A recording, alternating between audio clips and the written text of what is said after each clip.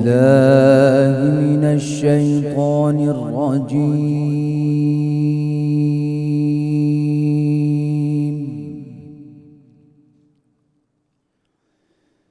بسم الله الرحمن الرحيم.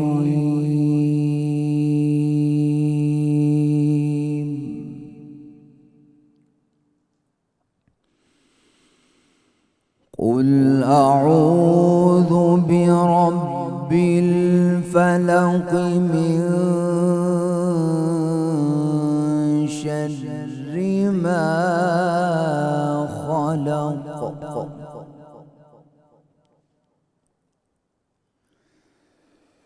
من شر ما خلق ومن شر غاسق إذا وقب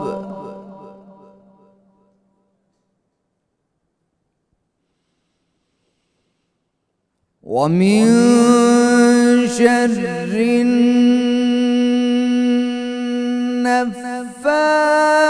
النفاثات في العقد ومن شر حاسد إذا حسد.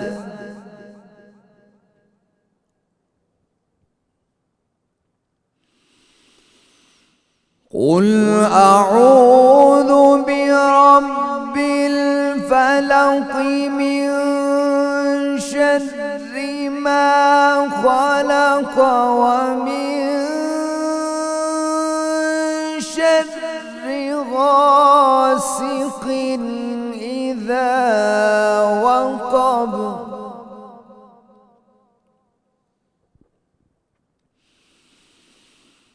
ومن شر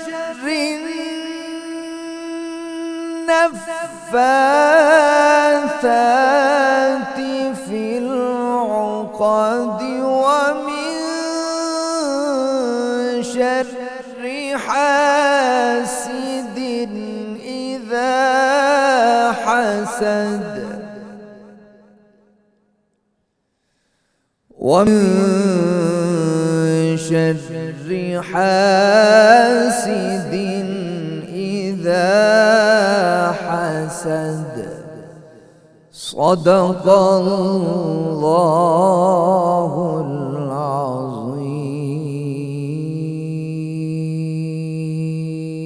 ماشاءاللہ جی، ملک کے معروف قاری جناب قاری محمد فرحان بخش صاحب تلاوت کلام پاک سے ہمارے قلوب منور فرما رہے تھے. الحمدللہ رب العالمین والصلاة والسلام علی سید الانبیاء والمرسلین.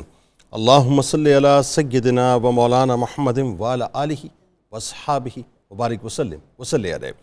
دنیا کے تمام دیکھنے والوں کو، تمام چاہنے والوں کو، تمام پیار کرنے والوں کو، اور جہاں جہاں تک اس وقت میری آواز کو سنا اور مجھے دیکھا جا رہا ہے، جنید اقبال کی جانب سے انتہائی محبت کے ساتھ السلام علیکم. ایک بار پھر ناظرین، آپ کو رحمت رمضان کی خصوصی براہ راست شریعت میں افطار کے اس حسین سے موقع پہ میں دل کی عطا گہرائیوں سے خوش آمدید کہتا ہوں. ایک مرض ہے صاحب، اور یہ مرض اب اس معاشرے کے اندر بہت عام ہو چکا ہے، بہت کامن ہو چکا ہے، اور اسے آپ کہتے ہیں صاحب حسد. اور ایک مرض ہے تواہم پرستی، جس میں ظاہر بدشگونی وغیرہ اور دیگر باتیں بہت آ جایا کرتی ہیں. پرابلم یہ ہے صاحب کہ ہم شاید اس بات کو سمجھنے کو تیار نہیں ہیں کہ جو کچھ بھی تقسیم ہے نا، کسی کے پاس بنگلہ ہے، گاڑی ہے، پوزیشن ہے، طاقت ہے، قوت ہے، مال ہے، جاہ و عشمت ہے، اچھی اولادیں، بیوی ہے، گھر بار ہے، سٹیٹس ہے، مقام ہے، کرسی ہے، طاقت ہے، حکومت ہے، واٹس ایور، اب آپ اس کو بڑھاتے چلے جائیے. یہ دیا کس نے؟ انسان نے تو نہیں دیا، اللہ تبارک و تعالیٰ کی تقسیم ہے. جب اللہ کی تقسیم ہے تو ہم اللہ کی تقسیم پہ راضی کیوں نہیں رہتے؟ پرابلم یہ ہے کہ یہ جو حسد کرنے والا شخص ہوتا ہے نا، اس کو یہ بات سمجھ نہیں آتی کہ کسی بھی انسان کو کچھ بھی ملا ہے یہ میرے رب کی عطا ہے. جس کو جو ملے اس کی توقیر کیجئے، عزت کیجئے، اس میں دخل اندازی مت کیجئے، انٹروین مت کیجئے، اس میں گھسپیٹیاں مت بنے اس کے اندر. یعنی وہ اللہ کی ڈومین ہے، اللہ کی ڈومین رہنے دیں، اللہ کی ڈومین میں داخل ہونے کی کوشش نہ کریں. حسد کا جو سب سے بڑا مسئلہ ہے وہ یہ ہے، یا حاسد کا جو سب سے بڑا مسئلہ ہے وہ یہ ہے صاحب، کہ ایک تو وہ حسد کرتا ہے کہ اس کو ملا کیوں، یعنی سب سے پہلی بات. دوسری بات یہ کہ اس سے چھن جائے، اور تیسری بات ہے مجھے مل جائے. اس چکر کے اندر وہ وہاں تک چلا جاتا ہے صاحب کہ اپنے ایمان تک کو جو ہے وہ پھونک دیا کرتا ہے، اپنی نیکیوں کو تباہ و برباد کر دیا کرتا ہے۔ تو ایک بات تو ذہن میں رکھیں صاحب، جس کو جو ملا ہے یہ میرے رب کی عطا ہے، رب نے جس کو دیا، رب سے بہتر قاسم کوئی نہیں، رب سے بہتر جاننے والا کوئی نہیں، رب سے بہتر فیصلہ کرنے والا کوئی نہیں۔ جب آپ یہ سوال اٹھاتے ہیں نا کہ اس کو کیوں ملا، تو دوسرے لفظوں میں آپ معاذ اللہ ثم معاذ اللہ رب کی تقسیم کے اندر دخل اندازی کرتے ہیں، اس پہ سوال اٹھاتے ہیں۔ یہ تو ہو گئی صاحب ایک بات۔ اچھا، پھر اس معاشرے کا ایک عجیب پرابلم ہے صاحب، بڑی کوکٹیل قسم کی ہماری سوسائٹی ہے، بڑے مزے کی سوسائٹی ہے صاحب۔ یعنی آپ دیکھیے بہت سے لوگ ایسے ہیں جو عقائد کے اعتبار سے اس پیڈسٹل پہ آ کے کھڑے ہو جاتے ہیں کہ جن کی سوچ پہ یقین مانی افسوس ہوتا ہے کہ اللہ پر ہمارا کامل یقین کیوں نہیں ہے صاحب، اللہ پر ہمارا کامل ایمان کیوں نہیں ہے۔ بھائی کوئی بلی آپ کا راستہ کاٹ کے چلی گئی تو وہ آپ کو ضرر پہنچا دے گی؟ یہ بات یہ ہے جس طرح آپ کسی کام سے جا رہے تھے وہ بھی کسی کام سے جا رہی تھی، جانے دیجئے اس کو یار، وہ اپنے کام سے جا رہی ہے، اب اپنے کام سے جا رہے ہیں۔ لیکن اگر وہ راستہ کاٹ گئی تو اسے تباہ و برباد کر کے رکھ دیا۔ یعنی صورتحال یہ ہو گئی صاحب، کبھی یعنی ہمارے ہوتا یہ ہے کہ کبھی کسی وقت سے، کبھی کسی دن سے ہم بدفعلی لیتے ہیں۔ کوئی کام کرنے کی ابتدا میں اگر مثال کے طور پہ ہمیں کوئی ٹوک دے تو ہم اس سے بدشگونی لے لیا کرتے ہیں کہ اب تم نے چونکہ کام میں ٹانگ اڑا دی ہے لہذا ہمارا کام برباد ہو جائے گا۔ کسی آدمی کی، کسی عورت کی شکل اگر ہمیں پسند نہیں اور صبح اٹھتے ہی سب سے پہلے اس کی شکل دیکھ لی تو فوراً منہ سے جملہ نکلتا ہے آج تو پورے دن کی جو ہے ایسی تیسی ہو گئی، برباد ہو کے رہ جائے گا۔ ایسا کچھ نہیں ہوتا صاحب، ذہن میں رکھیے۔ اچھا پھر اور ہوتا کیا ہے، کبھی ہم کسی اخبارات میں یعنی کوئی خبر شائع ہو جائے، ستاروں کے حوالے سے کوئی بات ہمیں نظر آ جائے، ہم یہ ذہن بنا لیتے ہیں کہ پورا ویک ہمارا جو ہے برباد ہو جائے گا۔ اسی طرح سے کبھی مہمان کی رخصتی کے بعد ہم گھر میں جھاڑو دینے کی کوشش کرتے ہیں تو کوئی کہتا ہے کہ نہیں یہ منحوس کام ہے، اس کو اپنانا نہیں چاہیے۔ کبھی جوتا اتارتے وقت ہوتا یہ کہ جوتے پہ اگر جوتا آ جائے تو لوگ کہتے ہیں کہ صاحب یہ بدشگونی ہو گئی ہے۔ کبھی ہوتا یہ کہ کٹے ہوئے ناخن کے اوپر یعنی ہمارا پاؤں آ جائے، وہ ہمارے پاؤں کے نیچے آ جائے تو لوگ کہتے ہیں صاحب اب دشمنی ہو جائے گی، یہ تو بدشگونی ہو گئی۔ کبھی ہوتا یہ کہ سیدھی آنکھ جو ہے وہ باقاعدہ پھڑکنا شروع ہو جائے تو ہم یہ یقین کر لیتے ہیں کہ کوئی مصیبت جو ہے وہ ہمارے گھر پہ آنے والی ہے۔ پھڑک رہی ہے، پھڑکنے تو یار، خود ہی خاموش ہو جائے گی، خود ہی چپ ہو جائے گی، خود ہی سیدھی ہو جائے گی۔ عید اگر مثال کے طور پہ جمعے کے دن آ جائے تو اس سے ہم یہ خیال کر لیتے ہیں کہ حکومت پہ بھاری پڑ جائے گا، اور ابھی بھی یہ قیاس آ رہی ہو رہی ہے کہ عید جو ہے وہ جمعے کو نہیں ہوگی، ہفتے کو ہوگی، کہ اگر دو خطبات ہو جائیں گے تو بھاری پڑ جائے گا معاملہ۔ کبھی بلی کے رونے کو ہم منحوس سمجھتے ہیں، اور کبھی رات میں اگر کتا جو ہے بھونکنا شروع ہو جائے تو ہم یہ سمجھتے ہیں کہ آج کام خراب ہونے والا ہے۔ مرغا جو ہے وہ دن کے وقت اگر اذان دے دے تو بدفعلی میں مبتلا ہو جاتے ہیں، یہاں تک کہ ہم اسے ذبح تک کر ڈالتے ہیں۔ پہلا گھاک اگر سودا لیے بغیر ہماری دکان سے چلا جائے تو ہم اسے بدشگونی گردانتے ہیں۔ نئی نویلی دلہن کے گھر آنے پر خاندان کا کوئی شخص اگر فوت ہو جائے یا کسی عورت کی صرف بیٹیاں ہی اگر پیدا ہوں تو اسے ہم منحوس ہونے کا باقاعدہ لیبل لگا کے اسٹیمپ کر کے اس کو ایک طرف بٹھا دیتے ہیں۔ حاملہ عورت کو میت کے قریب نہیں آنے دیتے اس لیے کہ بچے پر برا اثر پڑے گا۔ جوانی میں بیوہ ہو جانے والی عورت کو ہم منحوس گردانتے ہیں۔ خالی کینچی چلانے سے گھر میں جو ہے وہ لڑائیاں ہوتی ہیں، برکت اڑ جاتی ہے، یہ ہمارا خیال ہے۔ کسی کا کنگا استعمال کرنے سے دونوں میں جھگڑا ہو جاتا ہے، یہ ہمارا تصور ہے۔ خالی برتن یا چمچ آپس میں اگر ٹکرا جائے تو گھر میں لڑائی جھگڑا پیدا ہو جائے گا، یہ ہمارا تصور ہے۔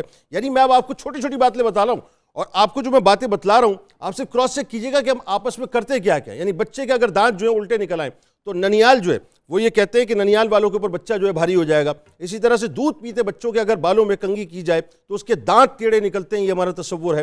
چھوٹا بچہ اگر کسی کی ٹانگ کے نیچے سے گزر جائے تو کہتے ہیں کہ اس کا قد جو ہے وہ چھوٹا ہو جائے گا، یا بچہ اگر سویا ہوا ہو اور اس کے اوپر سے اگر کوئی پھلانگ کر گزر جائے تو کہتے ہیں بچے کا قد چھوٹا ہو جائے گا۔ مغرب کے بعد دروازے پر نہیں بیٹھنا چاہیے کیونکہ بلائیں گزرتی ہیں، یہ ہمارا تصور ہے۔ رات کو آئینہ دیکھنے سے چہرے پہ جھریاں پڑ جاتی ہیں، یہ ہمارا تصور ہے۔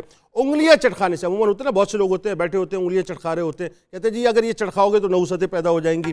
اسی طرح سے سورج گرہن کے وقت حاملہ عورت چھری یا کوئی بھی چیز اگر لیتی ہے ہاتھ میں، اس سے کچھ کاٹتی ہے تو کیا کہا جاتا ہے کہ بچہ جو ہے اس کے ہاتھ پاؤں جو ہے باقاعدہ کٹے ہوئے پیدا ہوں گے، چرے ہوئے پیدا ہوں گے۔ اسی طرح سے نو مولود کے بچے کے بارے میں کہ اگر اس کے کپڑے دھو کر نچوڑے مطلب جائیں تو بچے کے جسم میں جو ہے باقاعدہ درد ہوتا ہے۔ اسی طرح سے یورپی ممالک میں آپ جانتے ہیں کہ کچھ عادات جو ہیں ان کو منحوس سمجھا جاتا ہے، جیسے 13 نمبر یا 13 منزل جو ہے، 13ویں منزل جو ہے، یا ہسپتالوں میں جو ہے وہ نارملی 13 نمبر کا بیڈ وغیرہ نہیں ہوتا، یہ ان کے یہاں تصور ہے۔ اسی طرح سے رات کے وقت کنگھی یا چوٹی بنانے سے یا ناخن کاٹنے سے جو ہے وہ اس کو نحوست کی علامت سمجھا جاتا ہے۔ گھر کی چھت پر یا دیوار پر اگر الو بیٹھ جائے تو اسے ہم نحوست کی نشانی سمجھتے ہیں۔ اسی طرح سے مغرب میں جو ہے الو کو باقاعدہ بابرکت سمجھا جاتا ہے، اب ان کا تصور کچھ اور ہے۔ مغرب کی اذان کے وقت تمام لائٹیں جو ہے وہ روشن کر دینی چاہیے ورنہ بلائیں گھر کے اندر آ جائیں گی۔ اگر شیشہ ٹوٹ جائے تو ہمارے لیے اچھا نہیں ہے، اگر خرگوش راستے سے گزر جائے تو خوش بختی کی علامت ہے۔ اما وہ بلی جا رہی تھی، اس نے بدبخت کر دیا، خرگوش جا رہا تھا، اس نے خوش بخت کر دیا۔ عجیب سوچیں ہماری ہیں صاحب۔ نمک اگر بکھر جائے تو یہ بھی خطرناک ہے۔ کسی کے پیچھے سے آواز دینے کو جو ہے بدشگونی خیال کیا جاتا ہے۔ دو بیٹیوں کی شادی، یہ بھی تصور ہے ہمارے ہاں، دو بیٹیوں کی شادی اگر اکٹھی کر دی جائے تو اس میں سے کوئی ایک خوش نہیں رہے گی، یہ بھی ہمارا عقیدہ ہے۔ نو مولود کو نظر بد سے بچانے کے لیے پیشانی پر کاجل یا ٹیکا جو ہے باقاعدہ لگایا جاتا ہے، یہ ہمارا عقیدہ ہے۔ مرد کے دائیں اور عورت کی بائیں آنکھ پھڑکنے سے جو ہے وہ اچھی خبر کی آمد سے اس کو جو ہے مشروط کیا جاتا ہے۔ مطلب ایک طرف مرد کی اگر دائیں آنکھ پھڑکے تو صورتحال بالکل دوسری ہے، جھگڑا ہوگا، اور یہاں اگر دونوں کی ایک ساتھ ہو جائے تو صورتحال یہ ہو جاتی ہے۔ ٹانگیں ہلانے سے جو ہے وہ دولت چلی جاتی ہے۔ بہت سے لوگ ہوتے ہیں نا بیٹھے بیٹھے ٹانگیں ہلا رہے ہوتے ہیں، مستقل ہل رہے ہوتے ہیں، وہ ان کی دولت، اس کا مطلب ہے وہ جو ہے ڈسکارڈ ہو رہی ہوتی ہے ان کے اکاؤنٹ سے۔ اسی طرح سے اب آپ سوچئے کہ منڈیر پر اگر کوئی کوا بیٹھا ہے اور وہ کائیں کائیں کر رہا ہے تو لوگ تصور یہ کرتے ہیں کہ مہمان آنے والے ہیں۔ اچھا بار بار اگر آپ کو چھینک آ رہی ہے، لوگ بیٹھے ہوئے کوئی یاد کر رہا ہے بھائی تمہیں، ہاں بہت ہی چاہنے والا تمہیں یاد کر رہا ہے، تم سے بڑا پیار کرتا ہے۔ اب میں اس سے آگے نہیں کہنا چاہتا، مطلب وہ یاد کر رہا ہے تمہیں، اب تم اس کو فون کر لو، بات کر لو۔ یعنی فلاں پتھر اگر آپ نے پہن لیا تو وہ ہندسے کے مطابق جو ہے وہ آپ کے لیے بہت اچھا ہے، فلاں نہیں پہنا تو منحوس ہو جائے گا۔ دائیں ہاتھ میں اگر خارش ہو رہی ہے تو آپ کے پاس مال آنا شروع ہو جائے گا۔ میرے تو بہت ہاتھ پہ خارش ہوتی ہے، ایسا میں نے کبھی محسوس بھی نہیں کیا۔ بائیں ہاتھ میں اگر ہو رہی ہے تو جانے والا ہے، ایسا بھی کبھی نہیں ہوا، بائیں ہاتھ پہ بھی بہت ہوتی ہے۔ اچھا ٹوٹے تارے کو اگر آپ نے دیکھ لیا تو یا پلک اگر گر گئی ہے تو دعا جو ہے فوراً مانگ لیجئے، قبول ہو جائے گی۔ آپ سوچئے صاحب، کونی اگر آپ کی کسی جگہ پہ لگ جائے فوراً دعا مانگ لیجئے، دعا قبول ہو جائے گی۔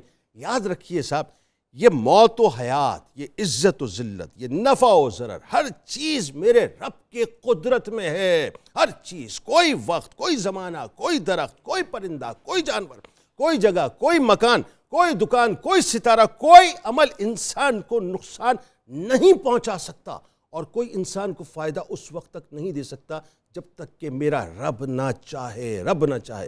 ما اصابکم من مصیبت فبما کسبت ایدیکم ویعفو عن کثیر، تم پر جو پریشانیاں مصیبتیں آئی ہیں تمہارے اپنے ہاتھوں کی کمائی ہیں، بہت سی تو ہم نے معاف کر دی۔ سرکار علیہ السلام نے فرمایا جو شخص کسی چیز سے بدفعلی پکڑ کے اپنے کام سے پیچھے ہٹ گیا، اس نے پتہ ہی کیا کیا؟ اس نے شرک کیا۔ لہذا تیقن اور توکل اللہ کی ذات پہ ہونا چاہیے، اس کے حکم کے بغیر نہ کوئی آپ کو فائدہ پہنچا سکتا ہے دنیا مل کے بھی چاہے، اور اس کے حکم کے بغیر کوئی آپ کو نقصان بھی نہیں پہنچا سکتا اگر دنیا مل کے بھی چاہے۔ یہ آپ کا عقیدہ ہونا چاہیے۔ آغاز کرتے ہیں۔ ہمارے ساتھ شخصیات موجود ہیں، یقیناً کسی تعارف کے محتاج۔ پہلی شخصیت آپ کے، ہمارے، ہم سب کے انتہائی قابل احترام ہے، ممتاز عالم دین ہے، میرے دل کے بہت قریب، محترم جناب مفتی محمد فاروق القادری صاحب تشریف فرمائیں۔ دوسری شخصیت ممتاز معروف روحانی شخصیت ہے، اور آپ ماشاءاللہ چشتیہ سلسلے کے مہتاب ہیں، ماہروی سلسلے کے مہتاب ہیں، اور صرف پاکستانی بلکہ بین الاقوامی یونیورسٹیز میں باقاعدہ آپ لیکچر دیا کرتے ہیں۔ ہماری ایک اور مرتبہ خوش نصیبی کہ ہمارے ساتھ تشریف فرمائیں جناب صاحبزادہ محمد عاصم ماہروی صاحب تشریف فرمائیں۔ ان کے ساتھ ساتھ تشریف رکھتے ہیں آپ کے، ہمارے، ہم سب کے انتہائی قابل احترام نعت گو شاعر، بہت خوبصورت کلام پڑھتے ہیں، بزرگ شخصیت جناب صاحبزادہ محمد لطیف ساجد چشتی صاحب تشریف فرمائیں۔ میرے دائیں جانب کسی تعارف کے محتاج نہیں، کمال علمی شخصیت ہے، کمال روحانی شخصیت ہے، اللہ تعالیٰ نے آپ کو بڑے مقام سے نوازا ہے ماشاءاللہ۔ آپ کی سرپرستی میں ظاہر ہے افطار کی خصوصی نشریات ہوتی ہیں۔ جناب پروفیسر ڈاکٹر غلام معین الدین نظامی صاحب تشریف فرمائیں۔ میرے دائیں جانب بالکل بچیوں کی طرح، چھوٹی بہنوں کی طرح، اور آج تو انہوں نے بڑا ایک راز کھولا ہے، ابھی میں ان سے بات کروں گا اس موضوع پہ۔ کمال پڑھتی ہیں، اللہ نے بہت نوازا ہے ماشاءاللہ، بہت خوبصورت لہن ہے۔ سارہ رضا خان صاحب ہمارے ساتھ موجود ہیں۔ وعلیکم السلام جی۔ اور آخر میں ہمارے ساتھ موجود ہیں ملک کے معروف ممتاز شناخواں جناب حافظ ارشد نقشبندی صاحب، آپ کو بھی خوش آمدید۔ اور بالکل لاسٹ میں منیرہ کرن صاحبہ، کچن کا سیگمنٹ آپ دیکھتے ہیں، بہت خوبصورت کھانے پکاتی ہیں، کمال کھانے پکاتی ہیں، آپ بھی موجود ہیں، آپ کو بھی خوش آمدید۔ تمام احباب کو السلام علیکم۔ وعلیکم السلام۔ اچھا جی، آئیے بلا توقف پہلے لیڈی فرسٹ، آئیے کچن کا بتائیے کیا سلسلہ، کہاں سے شروع کر رہی ہیں؟ جی آج کی جو ریسیپیز ہیں، آج میں بنا رہی ہوں اسٹیم روسٹ، اور ساتھ میں بنا رہی ہوں پوٹیٹو فرائٹرز، اور ساتھ میں بنا رہی ہوں فروٹ پنچ۔ ویسے تو بہت سی یہ ہر گھر میں بننے والی چیزیں ہیں، اور لیکن تھوڑی سی میں ٹپس دینا چاہوں گی، جیسے کہ اسٹیم روسٹ ہے، اس کو آپ نے کیسے میرینیٹ کرنا ہے۔ چکن آپ ہول چکن لے لیں، آپ اس کو کٹس لگا کے ہلکا سا مسالہ لگا کے رکھ دیں۔ میں نے دہی رکھی ہوئی ہے، دہی میں تمام اسپائسز ایڈ کروں گی، جس میں آپ کا جو مین انگریڈینٹ ہوگا وہ ہے پیپریکا پاؤڈر، ادرک لہسن کی پیسٹ، سوکھا دھنیا، زیرہ، پسی لال مرچ، سارے مسالے، گرم مسالہ مکس کر کے دہی میں اس کو ہم پھینٹ لیں گے اور اس کے اوپر لگا کے رکھ دیں گے. اچھا اس کے لیے آپ کو چاہیے گا, آپ نے اس کو ہلکا سا کلر دینا ہے ڈیپ فرائی کر کے. اس کے بعد ایک سٹینڈ ہوتا ہے, اگر آپ اس کو ہنڈی میں رکھ کے پانی کے ساتھ اس کو رکھ دیں گے, اوپر آپ اس کو رکھیں گے اپنا اسٹیم کو, جو آپ کا چکن ہے اس کو رکھنے کے بعد آپ نے اس کو دم پہ تقریباً آدھے گھنٹے کے لیے رکھنا ہے. تو آپ کا اسٹیم روسٹ بہت ایسا گھلے گا جیسے کہ وہ کہتے ہیں نا رس گلا, ویسا ہو جائے گا. اور اگر آپ کے پاس یہ نہیں ہے تو پھر آپ فوائل پیپر لے لیں. فوائل پیپر لے کے آپ اپنے جس میں اس کو بنا رہے ہیں اسٹیم کرنا ہے, آپ نے اس کو اچھی طرح سے ہانڈی کو پیک کر کے تو اس کے اندر اپنا چکن رکھنا ہے, اور پھر آپ اس کو ہلانا نہیں ہے, تو آپ کا اسٹیم بہت اچھے سے گل جائے گا. اور اس کی جو گارنش ہوگی وہ سیلڈ ہوگا, اس کی جتنے بھی ہوں گی آج کل کے جو سیزنل ویجیٹیبلز ہیں. اور جو پوٹیٹو فرائٹرز ہیں اس میں لیے آپ نے آلو لینا ہے. آلو کو آپ نے کچھ اس طرح سے کٹ کرنا ہے کیوب کٹنگ میں, جیسے کہ آپ دیکھ رہے ہیں. اس کو میں نے چاپ کر لیے, ساتھ میں پالک ہے, ساتھ میں دھنیا, ہری مرچیں, ساتھ میں پیاز, ان سب کو مکس کرنا ہے. میں نے اس میں پانی کا استعمال نہیں کیا, نہ آپ نے پانی ایڈ کرنا ہے, کیونکہ پانی ایڈ کرنے سے آپ کا سارا یہ تمام جو ہے ویجیٹیبلز یہ واٹر کنٹینٹ پانی چھوڑ دیں گی, تو آپ کا مسالہ خراب ہو جائے گا. جتنا یوز کرنا ہے آپ نے اس کے حساب سے کوانٹٹی میں اس کو مکس کرتے جانا ہے, اور آپ نے اس کو یوز کرنا ہے. باقی جو آپ اس کو رکھ دیں گے فریج میں تو آپ کا 1 سے 2-3 دن وہ چل جائے گا ود بیسن, پانی کے بغیر, ٹھیک ہے.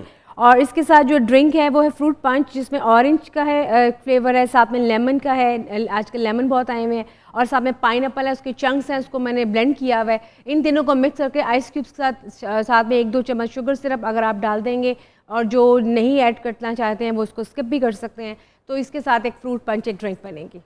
واہ, چلیں ابتدا کیجئے, اور آپ سے گائے بگائے جو ہے ہم فیڈ بیک لیتے رہیں گے, نیوز اپڈیٹس آپ سے لیتے رہیں گے آپ کے بارے میں, ٹھیک ہے. وہ ہوتا ہے نا رپورٹر, بتائیے ابھی کیا حالات ہیں, آپ سے پوچھیں گے کیا حالات ہیں. جی بالکل. اچھا مصعب, آغاز کرتے ہیں. سب سے پہلے تو میرا خیال ہے ایک اوور لک کیجیے ذرا, یہ بتائیے جو حسد کی بیماری ہے کیا ہے ایکچولی ہے؟ بسم اللہ الرحمن الرحیم. جنید بھائی, حسد کہتے ہیں کسی دوسرے کے نعمت کی زوال کی تمنا کرنا, کہ اس کو جو نعمت حاصل ہے وہ اس سے زائل ہو جائے, مجھے ملے نہ ملے ادھے کول نہ رہے. انہیں کول نہ رہے, پنجابی میں اس کو کہتے ہیں انہیں کول نہ رہے. یہ ہے حسد. یہ حسد مختلف مذاہب, مختلف اقوام میں رہا.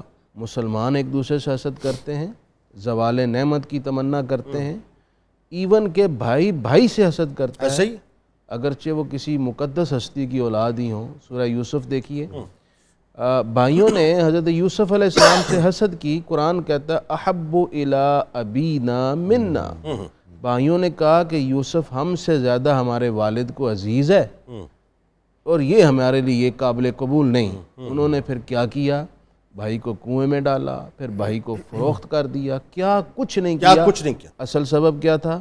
حسد. بالکل ٹھیک. آپ نے وقت مجھے کم دیا ہے, آیات اور بھی ہیں اور وہ میں ضرور آج بیان کروں گا, لیکن اگلی مرتبہ. کوئی مسئلہ نہیں, مجھے پتہ ہے آپ بیان کریں گے ضرور. اچھا اب ذرا نظامی صاحب بھی بتائیے, آسمانوں پر پہلا حاسد شیطان بنا, جی ہاں, زمین پر پہلا حاسد قابیل بنا. جی ہاں, یعنی ابتدا جو ہے وہ اسی طرح سے ہوئی کہ ایکسیپٹیبلٹی نہیں ہے, ایکسیپٹنس نہیں. یہ جو انسان کی نفسیات ہے, کیا کیوں ایکسیپٹنس نہیں؟ ہاں دیکھیے, خیر اور شر کی قوتیں ہمیشہ سے ہیں اور ہمیشہ تک رہیں گی. بعض طبائع پر شر کا غلبہ ہوتا ہے, جس کی مثالیں آپ نے دیں, اور اس کی بہت ساری متعدد وجوہات ہیں نفسیاتی. سب سے زیادہ تو حسد کا جذبہ جس چیز پر کار فرما ہے وہ ہے ایک احساس تکبر, ایک بڑائی کا احساس. ٹھیک. اور یہ خواہش کہ سارا کچھ مجھے ہی مل جائے اور سارے میرے مطیع اور فرما بردار رہیں. اب دونوں جگہ پر جہاں آپ نے 2 مثالیں دی ہیں, حضرت آدم کے قصے میں اور حضرت حابیل اور قابیل کے واقعے میں, ان دونوں میں ہم یہ دیکھتے ہیں کہ یہاں شخصیتوں کا ٹکراؤ ہے. حاسد ہمیشہ ایک استدلال کرتا ہے, ایک لاجک پیش کرے گا اپنے طور پر, اپنے آپ کو جسٹیفائی کرنے کے لیے.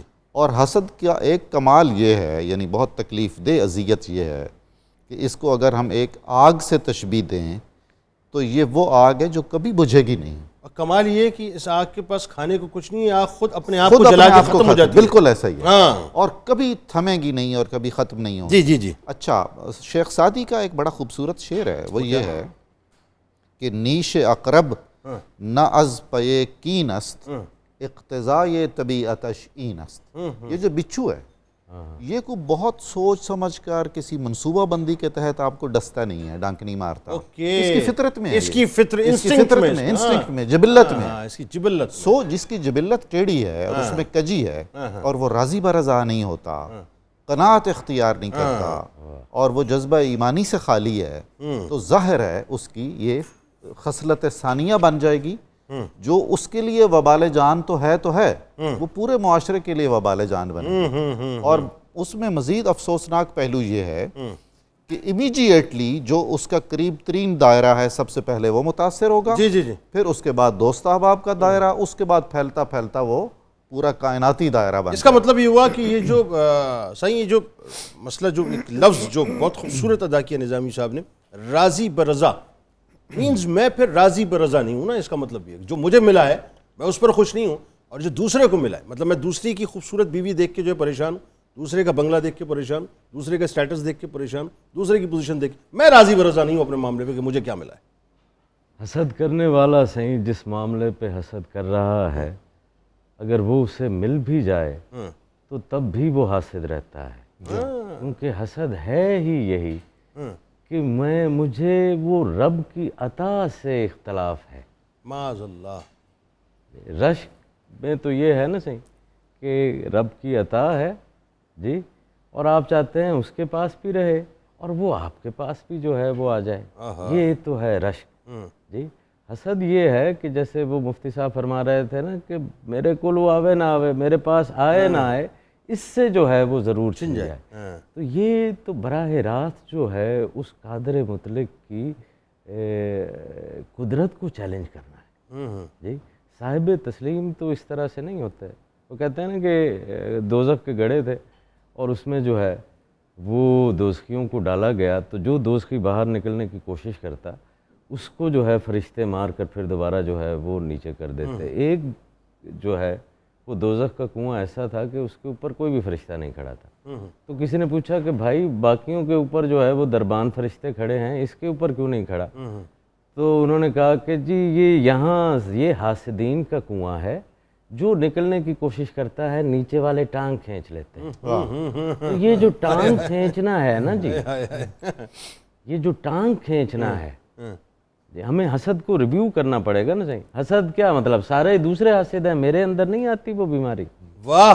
تو رمضان شریف تو یہ ہے نا کہ میں رک جاؤں کہ دوسرے کیا دیکھ رہے ہیں اور اس طرف دھیان دوں کہ کہیں میں خود تو نہیں اس کے اندر شامل ہو گیا. ہاں صحیح بات, بالکل صحیح. یہ جو ٹانگیں کھینچنے کا بیہیویئر ہے نا صحیح, یہ حسد ہی جو ہے وہ ہوتا ہے. مجھے کیسے پتہ چلے کہ میں حسد میں مبتلا ہوں؟ مجھے کیسے پتہ چلے کہ میں حسد میں مبتلا ہوں؟ ہاں, اگر آپ کسی ایسی عطا کے اوپر جس کے اندر آپ کو براہ راست معلوم ہو جائے کہ یہ صفت, مثال کے طور پہ حسن ہے, تو حسن فاروق صاحب کے پاس ہے تو ان کی اپنی اچیومنٹ تو نہیں ہے جی, یہ رب کی عطا ہے. بالکل سب سے زیادہ پہلا جو ہے نا صحیح حسد وہ ہوتا ہی حسن پہ ہے. حسن کے متعلق یوں کہا جائے گا کہ حسن کو جاننے کے لیے آپ کو دماغ استعمال نہیں کرنا پڑتا, حسن خود ہی عیاں ہوتا ہے. واہ جی. کوئی پڑھا لکھا شخص, مفتی صاحب یا ڈاکٹر صاحب, اور کوئی مجھ جیسا نا علم جی, ہم سب ہی حسن کو, بیوٹی کو ریکگنائز کر لیں گے. ان کا ایکسپریشن اور ہوگا, ان کا کوئی اور ایکسپریشن ہوگا, میرا کوئی اور ایکسپریشن ہوگا, تو اس میں دماغ استعمال نہیں ہوتا. سب سے پہلا حسد جو ہے وہ انسان کے حسن کے اوپر ہوتا ہے. اس پہ گفتگو کرتے ہیں. اب حسن جو ہے وہ عطا ہے جی. اگر آپ کو کسی کے حسن کے اوپر جو ہے وہ تکلیف ہو رہی ہے تو یہ حسد ہے جی. ہاں بالکل, اس پہ بات کرتے ہیں. خوبصورت تمہید ہے. سارا ہمارے ساتھ موجود ہیں.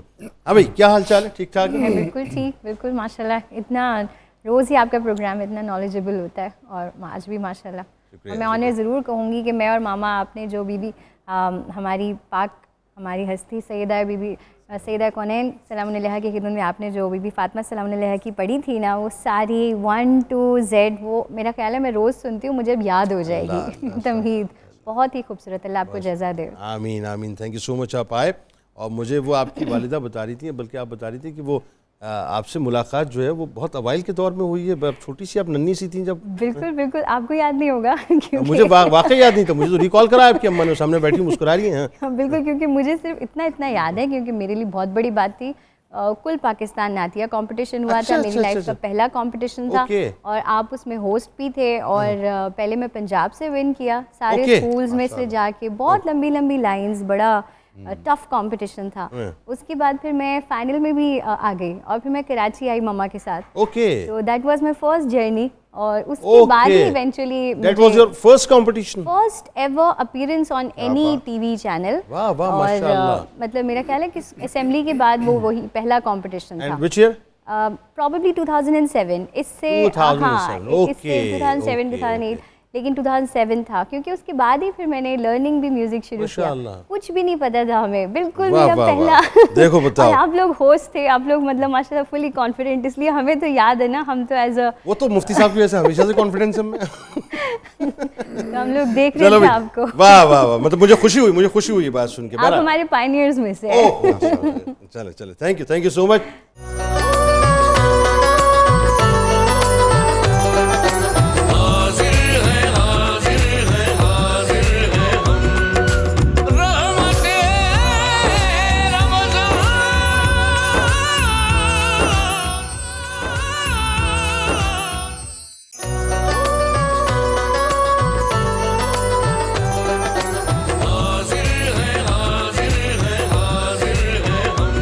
ایک بار پھر ناظرین میں آپ کو خوش آمدید کہتا ہوں, اور جیسا کہ آپ جانتے ہیں کہ ظاہر آج شہزادی رسول صلی اللہ علیہ وآلہ وسلم سیدہ رقیہ السلام اللہ علیہا کا دن بھی, ویسے تو ظاہر ہر دن ان کا ہے, تو آئیے ذرا ان کی بارگاہ میں بھی ہدیہ عقیدت پیش کرتے ہیں. ہمارے ساتھ چشتی صاحب موجود ہیں, بسم اللہ فرمائیے. منقبت بحضور شہزادی رسول حضرت سیدہ رقیہ السلام اللہ علیہا جناب. اوصاف و کمالات میں اعلیٰ ہیں رقیہ, اوصاف و کمالات میں اعلیٰ ہیں رقیہ, بے شک اللہ کے محبوب کا ٹکڑا ہے رقیہ, سبحان اللہ, اللہ کے محبوب کا ٹکڑا ہے رقیہ. یہ بھی ہے شرف ان کا, وہ ہیں بنت خدیجہ, عثمان کے آنگن کا اجالا ہے. بھائی کیا کہنا, عثمان کے آنگن کا اجالا ہے رقیہ. سرکار دو عالم نے جنہیں ناز سے پالا, واہ, سرکار دو عالم نے جنہیں ناز سے پالا, عرفان کی راہوں سے شناسا ہے رقیہ, عرفان کی راہوں سے شناسا ہے رقیہ. خورشید رسالت کی کرن آپ کو کہیے, واہ, خورشید رسالت کی کرن آپ کو کہیے, عالم میں رحمات کی برکھا ہے رقیہ, کیا کہنا, عالم میں رحمات کی برکھا ہے رقیہ. تعظیم بھی لازم ہے تو فرض ان کی محبت, واہ, تعظیم بھی لازم ہے تو فرض ان کی محبت. زہرا کی محبت کا حوالہ ہے رقیہ, بھائی کیا کہنے, کیا زہرا کی محبت کا حوالہ ہے رقیہ. تعظیم بھی لازم ہے تو فرض ان کی محبت, زہرا کی محبت کا حوالہ ہے رقیہ. اور مقطع پیش خدمت کہ وہ دنیا و عقبہ میں کرم بار ہیں ساجد, واہ, وہ دنیا و عقبہ میں کرم بار ہیں ساجد. ہر مومن صادق کا بھروسہ ہے رقیہ, ہر مومن صادق کا بھروسہ ہے رقیہ. اوصاف و کمالات میں اعلیٰ ہے رقیہ, اللہ کے محبوب کا ٹکڑا ہے رقیہ. سبحان اللہ, ماشاءاللہ ماشاءاللہ ماشاءاللہ. اچھا جی, اب ذرا اب مجھے صاحب تھوڑا یہ بتائیے, یہ جو حسد کرنے والے ظاہر ہیں ان کو تھوڑا بتائیے صاحب, یہ دنیا و آخرت میں اس کے نقصانات کیا ہیں, اس کی تباہیاں کتنی شدید ہیں؟ بسم اللہ الرحمن الرحیم. جنید بھائی, سب سے پہلے تو اپنا ایک ٹیسٹ کرنا چاہیے کہ میں حسد کرتا ہوں یا نہیں. ہاں, یہ اچھا ہے. وہ بغیر کسی پیسے کے فری میں ہو جائے گا. وہ کیسے؟ آپ اپنا آپ کا جائزہ لیں, کسی کی نعمت عطا دیکھ کر آپ کڑتے تو نہیں. واہ, اگر آپ کڑتے ہیں اور آپ کے دل میں تمنا ہوتی ہے اور یہ بات پیدا ہوتی ہے, اینو یہ کیوں لب گئی, اس کو یہ کیوں مل گئی, اینو کیوں لب گئی, مجھے کیوں نہیں ملی, تو آپ سمجھ لیجئے آپ اس سے حسد کر رہے ہیں. یعنی ایک تھرمامیٹر آپ کے پاس لگا ہوا ہے, اس کو صرف آن کرنا ہے, اپنے دل سے آپ پوچھ سکتے ہیں. ٹھیک ہے. اچھا, اب آپ اس کے نقصان, حسد سے بچنے کا ایک طریقہ یہ بھی ہے کہ آپ اس کے نقصانات پر غور کریں. سب سے بڑا حسد کا نقصان کیا ہے؟ فرمایا گیا ان الحسد یاکل الحسنات. اللہ, آپ نے جو محنت مشقت کر کے نیکیاں کی ہوئی ہیں نا, حسد ایک ایسا دیمک ہے, وہ ساری نیکیاں کھا جاتا ہے. اوئے ہوئے ہوئے ہوئے ہوئے. نمبر 2, حسد دراصل حاسد اپنے رب کو چیلنج کر رہا ہوتا. ہاں, یہ ہے بڑی اہم ترین بات. یعنی اس کو اپنے رب کی تقدیر اور اس کی تقسیم اور اس کے فیصلے پر اعتماد نہیں ہوتا. آبجیکشن بھی ہوتا ہے. ایک شکایت ہے دل میں، ہاں ہاں اسے کیوں ملا ہے، مجھے کیوں نہیں ملا. کیوں نہیں ملا، صحیح بات. دراصل بندے کا اپنے رب پر عدم اعتماد کر دینا، یوں سمجھ لیجئے یہ حسد. معاذ اللہ. اللہ اکبر. اب آپ سوچئے کسی بندے کے اندر یہ جذبہ، یہ حسد پیدا ہو تو وہ کتنی گہرائی میں جا کر گرتا ہے. مطلب کس لیول پہ آگے کھڑا ہوا، اپنے خالق پہ آبجیکشن کر دے جو. خالق پہ. استغفر اللہ. اچھا، تیسری بات یہ ہے کہ حسد ایک اور نقصان یہ کرتا ہے کہ بندے کو عدم اطمینان اور بے سکونی کے اندھیرے میں مبتلا کر دیتا ہے. حاسد کے پاس سب کچھ ہے لیکن سکون نہیں رہے گا. سکون نہیں رہے گا. اسے یہ لگے گا میرے پاس کچھ ہے ہی نہیں. نہ اس کو سکون کی نیند آئے گی، نہ نماز سکون سے پڑھ سکے گا، نہ وہ اپنی زندگی کی نعمتوں کو انجوائے کر سکے گا. یہ بھی حسد کا ایک بڑا نقصان ہے. پھر حسد بعض اوقات جب بڑھ جائے تو یہ کیا کرتا ہے. اب سورہ قلم کی آخری 2 آیات پہ غور کیجئے. مشرکین عرب میں بہت سارے لوگ ایسے تھے جو حسد لگانے میں ماہر تھے، اور ان کی باقاعدہ لوگ فیس دے کر حسد لگوایا کرتے تھے. اللہ. اچھا. جیسے کہ آج کل لوگ جادوگروں، کچھ منفی عملیات کرنے والوں کے پاس جا کر پیسے دے کر کسی کے خلاف عمل کرواتے ہیں. پیچھے کیا ہے؟ حسد ہے نا. اس دور میں نظر بد حسد کی وجہ سے لوگ لگواتے تھے، جادو بھی کرواتے تھے، نظر بد لگواتے تھے. حضور علیہ الصلوۃ کے خلاف انہوں نے 2 لوگوں کی خدمات حاصل کی کہ حضور کو نظر لگا دی جائے. معاذ اللہ. تو حضرت جبریل علیہ السلام آیات لے کر آئے. اچھا. سورہ قلم کی آخری 2 آیات. وَإِن يَكَادُ الَّذِينَ كَفَرُوا لَيُزْلِقُونَكَ بِأَبْصَارِهِمْ لَمَّا سَمِعُوا الذِّكْرَ. محبوب جب یہ آپ سے قرآن سنتے ہیں نا تو حسد میں اتنا جلتے ہیں کہ یہ چاہتے ہیں آپ کو جلدی جلدی نظر لگا دی جائے. معاذ اللہ. معاذ اللہ. وہ نظر بد لگا دی جائے. اس کے لیے باقاعدہ لوگوں کو ہائر کیا. جبریل علیہ السلام یہ آیات لے کر آئے. اس لیے یہ جو 2 آیات ہیں یہ باقاعدہ نظر بد کا علاج بھی ہیں. اچھا ایک بات بتائیے، ایک جملہ ہمارے یہاں استعمال ہوتا ہے، نظر بد حق ہے. ہاں یہ صحیح ہے بات؟ بالکل ٹھیک ہے. حضور علیہ السلام کا فرمان ہے النظر حق. نظر لگنا حق ہے، یعنی ثابت ہے، ٹھیک ہے، تحقیق شدہ ہے، اس میں کوئی شک و شبہ نہیں. نظر لگتی ہے. اور یہ بھی فرمایا کہ یہ اونٹ کو ہنڈیا میں اور صحیح سالم تندرست بندے کو قبر میں اتار دے. اچھا اس پہ گفتگو کریں گے کیونکہ یہ موضوع ایسا ہے ہر ایک اس کو سمجھنا چاہتا ہے. نارملی جب میں ایک حدیث پاک میری نگاہ سے گزری، اس کا مفہوم کچھ اس طرح سے کہ میری امت میں قضاء و قدر کے بعد سب سے زیادہ اموات جو نظر بد کی وجہ سے ہوں گی. تو ایک سوال میرے ذہن میں جنم لے رہا ہے، لیکن میں جا کے آگے آپ سے سوال کروں گا وہ. اچھا سر اب یہ بتائیے حضور کہ یہ جو ایک اور بڑا موضوع ایسا انٹرسٹنگ ہے اور ہر گھر کا مسئلہ ہی، اور کہیں دیکھیں نہ چاہتے ہوئے آپ اس میں انگیج ہو جاتے ہیں. مثال کے طور پہ آپ لاکھ کہیں صاحب کہ جی میں نہیں مانتا، میں نہیں اس پہ یقین رکھتا، لیکن کہیں نہ کہیں دل کے اندر یہ بات ہوتی یار یہ یہاں سے گزر کیوں گئی کالی بلی. اب مسئلہ یہ ہے بھائی وہ جا رہی تھی اپنے کام سے، تم جا رہے تھے اپنے کام سے، اسے اپنے کام سے جانے تو تم اپنے کام سے چلے جاؤ. وہ گزری کیوں؟ یہ توہم پرستی کیا ہے ذرا بتائیے تو. نہیں، بلی سے مجھے ایک واقعہ یاد آ گیا جو توہم پرستی سے ہی جو ہے جڑا ہے. نظامی صاحب میں نا صحیح البانیہ مجھے میرے شیخ کریم نے بھیجا سلسلہ خلوتیہ رمضانیہ کا ذکر سیکھنے کے. اچھا اچھا اچھا. تو ترانہ اس کا شہر ہے صحیح جہاں پر وہ شیخ مقیم تھے. تو ان سے ہم ذکر کی تعلیم جو ہے وہ لے رہے تھے. شیخ نابینا تھے صحیح. اچھا. تو ذکر جو ہے وہ مغرب کی نماز کے بعد جو ہے وہاں کا شغل تھا، سارے جو ہے اکٹھے ہو جاتے. تو مغرب کی نماز ہم پڑھ کے چلتے جب تک وہ خانقاہ کیونکہ چھوٹی سی تھی وہاں پہنچتے تو وہ ذکر جو ہے اس میں شریک ہو جاتے. ذکر کے بعد جو ہے عشاء کی نماز کے لیے سارے درویش کھڑے ہوتے. وہاں پر ایک بلی تھی. اچھا. وہ بلی عین اسی وقت جب ہم لوگ یہ کھڑے ہو رہے ہوتے تو وہ جس طرح یہ عجیب عجیب سی آوازیں نکالتی ہے وہ اس طرح سے آوازیں نکالتی. ان شیخ نے ایک دن حکم کیا کہ اس بلی کو باندھ دو. تو درویشوں نے اس بلی کو باندھ دیا. خیر کچھ عرصہ وہاں پہ رہا، اس کے بعد واپس آ گیا صحیح. تقریباً 3-4 برس گزرنے کے بعد میرا ایک دفعہ دوبارہ جو ہے وہ البانیہ جانا ہوا. اس وقت تک وہ شیخ جو ہے وہ وصال فرما چکے اور ان کے خلیفہ صاحب وہاں تھے. تو میرے کیونکہ وہ استاد تھے تو مجھے وہاں پر جانا لازم تھا. وہاں فاتحہ کے لیے گیا افسوس کے لیے، اور عشاء کا ہی وقت جو ہے صحیح ہو گیا. اور اب جو جماعت کھڑی ہوئی تو میں کیا دیکھتا ہوں کہ ایک بلی بدھی ہوئی ہے. اچھا اچھا. تو وہ میرے ذہن میں گیا کہ یار وہ جو شیخ کے وقت میں بلی تھی وہ تو براؤن سے کلر کی تھی، اب یہ سفید ہو گئی ہے. تو میں نے ان سے پوچھا کہ اب مجھے مغالطہ تو نہیں ہے، بلی کا رنگ تو پیلا تھا. انہوں نے کہا نہیں آپ کو مغالطہ نہیں ہے. تو میں نے کہا یہ سفید کیوں؟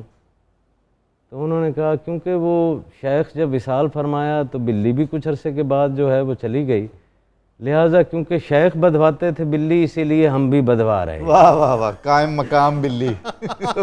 سبحان اللہ. تو حضور کچھ تو جو ہے وہ یوں بلیاں ہی بدھی ہوئی ہیں، صحیح صحیح. اور وہ رسومات میں بھی بلیاں داخل ہو گئی ہیں. واہ واہ واہ واہ. وہ خیالات میں بھی وہ یعنی بلیاں آپ کے کہنے سے مراد یہ ہے کہ اس کی اصل کچھ نہیں ہے، لیکن وہی بات ہے کہ غیر محسوس خوف جو ہم نے اپنے اندر طاری کر لیا ہے، وہ اللہ پر توکل کی کمی ہے، یوں کہہ جی لیجیے. جی جی ہاں ہاں. وہ ہے. اس کے بعد جو ہے وہ بلیاں ہم نے جو ہے وہ باندھنے شروع کر دی ہیں. مخلوق خدا ایسے ہی اثر ضرور ہوتا ہے. جیسے نیک صالح آدمی کی صحبت میں میرے اوپر اثر ضرور ہوگا، کیونکہ ان سے مثبت توانائی کا اخراج ہو ہی رہا ہے. یہ نہ بھی بولیں تو ان کے وجود سے ہو رہا ہے، ان کی موجودگی سے ہو رہا ہے. تو اسی طرح کچھ بد کردار یا اس قسم کے اگر آپ لوگوں کے ساتھ بیٹھیں تو تب بھی یقیناً جو ہے وہ ہوتا ہوگا. وہ نیگیٹو انرجیز جو ہیں وہ ٹرانسفر ہوتی ہیں. بالکل جو ہے. اچھا اب اس میں ایک جملے میں صرف مفتی صاحب اگر مجھے آپ جواب دے دیں تو میں نظامی صاحب کے وقت کی قلت ہے، کیا یہ درست ہے کہ جب مرغا بانگ دیتا ہے تو وہ مطلب جو ہے وہ اللہ کی خاص مطلب اس میں کوئی رحمت ہے، اور جب گدھا جو ہے وہ رات کے وقت اگر وہ مثال کے طور پہ چنگاڑنا شروع کرے تو لاہور پڑھنا چاہیے وہ شیطان سے؟ بالکل یہ ٹھیک ہے. حدیث شریف میں ہے کہ مرغ کو برا نہ کہو، یہ فرشتوں کو دیکھ کے اذان دیتا ہے، بانگ دیتا ہے. ٹھیک ہے، بانگ جو دیتا ہے فرشتوں کو دیکھتا ہے. اور گدھا جو ہے جب یہ آواز نکالتا ہے تو یہ شیطان کو دیکھتا ہے. اچھا اب دیکھیں اس بات کی کسی وجہ سے میں نے وضاحت کی ہے، اس کا مطلب یہ ہوا کہ بہت سی ایسی باتیں ہیں جو توہم پرستی کے زمرے میں نہیں آتی. بالکل. سوال یہ ہے کہ آپ توہم پرستی کو کیسے دیکھتے ہیں، ذرا یہ بتائیے. جی ہاں، میں تو دو واقعات آپ کو بتانا چاہتا ہوں، بڑا تیزی سے بتانا چاہوں گا. حضرت خواجہ نظام الدین اولیاء کی خدمت میں ایک صاحب نے بڑی لجاجت سے عرض کیا کہ حضور ہندوستان میں منگل کے دن پیدا ہونے والے کو بہت برا جانا جاتا ہے، خصوصاً خواتین کو. اچھا. آپ فوراً ہی اس کو روک کے تو مسکرایا، آپ نے فرمایا ہاں بس یار ایسا ہی ہے، میں بھی منگل کو پیدا ہوا تھا، امیر المومنین بھی منگل کو پیدا ہوا تھا، امیر المومنین علی بھی منگل کو پیدا ہوا تھا. یہ دیکھیے، یعنی یہ جو قطع کیا آپ نے اور بہکنی کی کوشش کی ان توہمات کی جنہوں نے غلبہ حاصل کیا ہوا ہے اور ہماری قوت ایمانی کو کمزور کیا ہوا ہے، اس پر آپ نے کیسی کاری ضرب لگائی. واہ واہ واہ. کچھ نہیں کہا، واہ. صرف یہ کہا کہ ہاں یار میں بھی منگل کو پیدا ہوا تھا اور امیر المومنین علی بھی. ہائے ہائے ہائے، بات ہی ختم کر دی نا. بات ہی ختم. واہ واہ واہ واہ، کیا بات. اچھا، ایک بادشاہ بڑا ہی خوبصورت بڑا ہی جاہ و جلال کے ساتھ شکار کے لیے نکلا. صبح آگے اسے ایک بڑا مفلوق الحال فقیر اس نے کہا بھائی اسے 5 درے مارو. کیسی منحوس شکل منحوس شکل لے کے آئے. صحیح. اس خادم اس بیچارے فقیر نے درے کھا کے کہا کہ حضور والا یہ بھی تو سوچئے میں نے سب سے پہلے کس کی شکل دیکھی تھی. صحیح بات. تو توہمات میں مطلب ایسی عجیب و غریب اس نے پلٹ کے کہا کہ اب دیکھنا یہ ہوگا کہ آپ میرے لیے منحوس ہیں، میں آپ کے لیے منحوس ہوں. بالکل بالکل ایسا. تو ہم نے تو قدم قدم پر نحوستیں پھیلا لی ہیں اور ہر چیز میں بڑے معانی نکل گئے ہیں. منگل کے دن جناب ہم کپڑا نہیں کاٹ سکتے. بتائیے.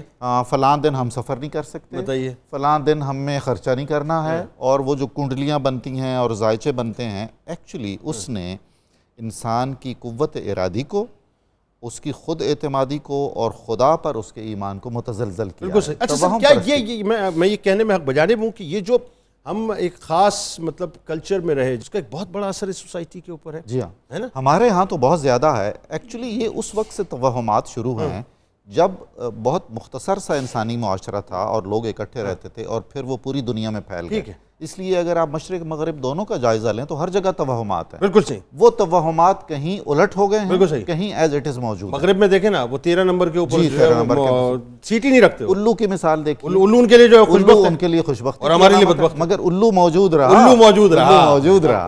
ہر شاخ پہ الو بیٹھا.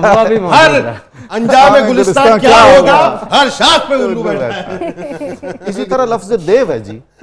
دیو شیطان کو کہتے ہیں اور دیو جن کی ایک بڑی مکروہ شکل ہے. لیکن آپ ہمارے ہاں دیکھیں دیوتا. وہ دیو سے ظاہر اور دیوی، بالکل صحیح، بالکل صحیح، یعنی اس میں تقدس ہے، اس میں تقدس لفظ موجود ہے، لفظ موجود، اس نے اپنی ذرا معنویت بدل لی. بہت سے لوگوں نے جو نا اپنی منڈیریں خالی کر دی ہیں. جی کوے آ کے بیٹھتے تھے نا، کوے آ کے مہنگائی بہت بڑھ گئی جی، ہے، وہ آ کے کائیں کائیں کرے گا، مہمان آ مہمان جائیں گے. بالکل. تو یہ تصور صحیح ہے ویسے، کوے کائیں کائیں کرتے ہیں تو مہمان آتے ہیں؟ میرا نہیں خیال کہ ایسا کوئی صحیح ابھی آپ نے ہو. دیکھا پرانے زمانوں میں آبادیاں بہت کم تھیں، اچھا، وہ جانور اور پرندے کسی کو دیکھ کے کچھ بول بال لیتے تھے تو اس کے البتہ یہ ضرور ہے، سائنس بھی اس کی تائید کرتی ہے کہ کچھ جانور جیسے زلزلے کو قبل از وقت محسوس کر لیتے ہیں. ہاں، یہ بھی ریسرچ ہوئی ہے باقاعدہ. یہ جو کچھ یورپ کے اندر ریسرچ ہوئی، انہوں نے کچھ جانوروں کو جیسے گائے بیل وغیرہ بکریاں وغیرہ باندھ کے انہوں نے رکھی، اور سرٹن جگہ جہاں ڈیزاسٹرز ہوتے تھے، بہت زیادہ زلزلے آتے تھے، تو انہوں نے اس کو دیکھا کہ ان میں جو ہلچل مچتی تھی اس سے آنے سے پہلے محسوس کر لیتے. بالکل، وہ بڑا زبردست. بالکل ٹھیک ہے سر، اس پہ گفتگو کرتے ہیں. آئیے ذرا پہلے آپ کو سر، وہ آپ کی چونکہ آج وہ آپ کا کچن میں چکن بن رہا ہے نا آپ کو روسٹ. اچھا، وہ آج آپ کے لیے خاص وہ ذرا کہاں تک نہیں، وہ بلکہ بریکنگ نیوز ہے. ہاں جی، ہمارا کیمرہ اگر دکھا سکے تو ذرا بتائیے اس وقت کیا کچن کے اندر ہو رہا ہے. جی، جو چکن تھا وہ سٹیم ہو رہا ہے. میں اس کا دم آپ کو کھول کے دکھاتی ہوں، اور ایک چکن کو میں نے بیک کرنے لگایا ہوا ہے، وہ بیک ہو رہا ہے. جو لوگ ڈائٹ کانشیس ہے وہ بیک والا بھی کھا سکتے ہیں. یہ میں اس کا دکھا دیتی ہوں، یہ دیکھ سکتے ہیں آپ، اس کا چکن سٹیم ہو رہا ہے. اور جو اس کی گارنش ہے وہ میں نے ساتھ میں فرائز ہیں، یہ کاٹے ہوئے ہیں، اس کو میں نے ہلکا سا فرائی کیا بوائل کر کے، تو اس کے اوپر گارنش. اس کی پتہ بریکنگ نیوز کیسے بنتی ہے؟ ناظرین، اس وقت آپ دیکھ رہے ہیں کہ منیرہ کرن جو ہے کچن کے اندر موجود، ہمارا کیمرہ آپ کو دکھا رہا ہے، براہ راست دکھا رہا ہے، اور اس وقت جو ہے پوٹیٹوز جو ہیں وہ تلے جا چکے ہیں مفتی صاحب، اور روسٹڈ چکن جو ہے اپنے عروج پہ پہنچ چکا ہے. مزہ اپنی جو بن کے اوپر نظر آ رہا ہے. آئیے ناظرین آپ کو، اور اب ہم اس روسٹڈ چکن سے پوچھتے ہیں وہ کیسا محسوس کر رہا ہے. واہ، کافی لوگوں کا فیوریٹ آج وہ بنا رہے ہیں، بہت لوگوں کا فیوریٹ بنا رہے ہیں. جی بالکل، بہت لوگوں کا فیوریٹ ہے. بھائی اگر جنید اقبال ان کی بریکنگ نیوز دے رہا ہے، سوچئے ذرا میری کیا بنا رہی ہوں گی. اچھا، ایک اور چیز میں بتانا چاہوں گی کہ جیسے میں نے پوٹیٹو فرائٹرز، اس کو آپ یہ بھی کہہ سکتے ہیں دیسی قسم کے پکوڑے ہیں یہ، جس میں پانی کا استعمال نہیں کیا ہے. میں نے وقت پکوڑا شریف کہا کریں، تقدس سے نام لیں اس کا، ادب سے نام لیں اس کا، احترام سے نام لیں. جی بالکل. اچھا، یہ دیکھ سکتے ہیں اس میں اس کا خستہ پن آپ دیکھ سکتے ہیں کہ اس میں پانی کی میں نے ڈالا نہیں، اس میں ساری سبزیاں ہیں. سبزیاں آ گئی، اس میں بیسن نہیں آپ کو آئے گا. بیسن نہیں ہے؟ نہیں ہے، بیسن تو ہے لیکن پانی کا کانٹینٹ میں نے نہیں ایڈ کیا. تو وہ جو ویجیٹیبلز کا پانی تھا اسی میں اس کو میں نے مکس کیا ہے. جیسے اب میں بینگن ہے، اس کے بناؤں گی. بینگن میں جو ہلدی لگا کے رکھا تھا نمک کے ساتھ، اور اب اس کو مکس کروں گی. نمک میں نے ابھی ایڈ کیا، پہلے ایڈ نہیں کیا تھا. ساتھ اس کی چٹنی ہے، پلیٹرز آپ دیکھ سکتے ہیں میں نے اس کے ڈفرینٹ ریڈی کر لی ہیں، اور چٹنی کے ساتھ، سیلڈ کے ساتھ، اور فروٹ پنچ ریڈی ہو گیا. اب جب سٹیم روسٹ بن جائے گا اس کو میں پریزنٹ کروں گی تو وہ پھر آپ کو ساتھ دکھاؤں گی. بالکل بالکل ٹھیک ہو گیا. ایک اور بریکنگ نیوز دیں گے، آپ فکر نہ کریں.